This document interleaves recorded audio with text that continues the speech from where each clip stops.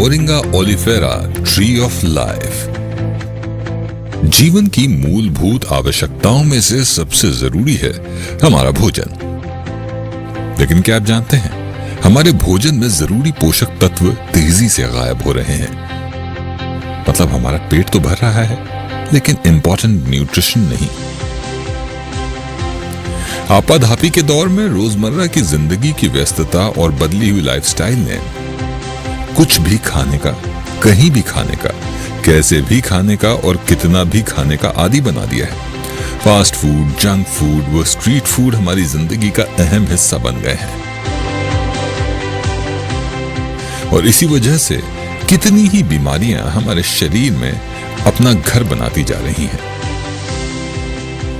National institute of nutrition ने हाल ही में एक फूड कंपोजिशन टेबल तैयार किया है, जिसके आधार पर इंडियन डायटिक एसोसिएशन ने एक चौंका देने वाली रिपोर्ट तैयार की है, जिसके मुताबिक पिछले 30 सालों की अपेक्षा हमारे फूड में पोषक तत्वों की मात्रा में आश्चर्यजनक गिरावट आई है। NIN, national institute of nutrition द्वारा तैयार भारतीय थाली को आधार बनाकर IDA, इंडियन डायटिक एसोसिएशन ने 528 किस्म के खाद्य पदार्थों में से 151 खाद्य पदार्थों में मौजूद पोषक तत्वों पर रिसर्च की और पाया कि वाकई 30 साल पहले हम जो खाना खाते थे वैसा पौष्टिक आहार भारतीय थाली से नदारद है।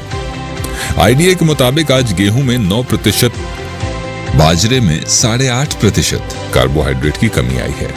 मूंग दाल में 6.12% आयरन और मसूर दाल में 10% प्रोटीन की कमी देखी गई है। प्रोटीन हमारे शरीर के लिए एक बहुत ही जरूरी पोषक तत्व है, जिसकी कमी की वजह से बहुत सारी बीमारियों का सामना करना पड़ता है।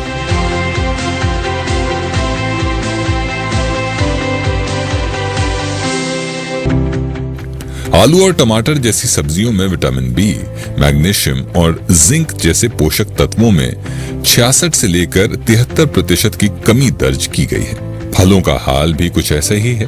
केवल सेब में 60% आयरन की कमी आई है। लिस्ट और भी लंबी है जो आपको हैरान कर देगी। हमारे यहाँ जो अन्न, सब्जियां और फलों की पैदावार होती है, उस जमीन से ज्यादा पैदावार लेने के लिए हद से अधिक रसायन का छिड़काव करना आम बात है, जिसकी वजह से जमीन की उर्वरा शक्ति तेजी से क्षीण हो रही है। एक रिपोर्ट के मुताबिक भारत की मिट्टी में 43% जिंक की, आयरन की 12.1%, बोरान 18.3%, मैग्नीशियम 5.6%, कॉपर की 5.4% कमी आई है। ऐसे में 100% शुद्धता हमारे भोजन में कैसे हो सकती है? NSSO, national sample survey organisation की रिपोर्ट बताती है हमारे देश में कुल आबादी में से 47 करोड़ लोग कामकाज करते हैं, लेकिन ज्यादातर किसी न किसी बीमारी का शिकार है। ब्रिक्स देशों में भारत सबसे बीमार देश गिना जाता है। 2013 में इन देशों की कुल आबादी में से 20% केवल भारतीय बीमार पाए गए।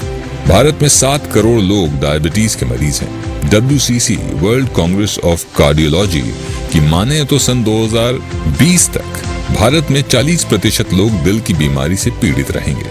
समस्या बड़ी गंभीर है।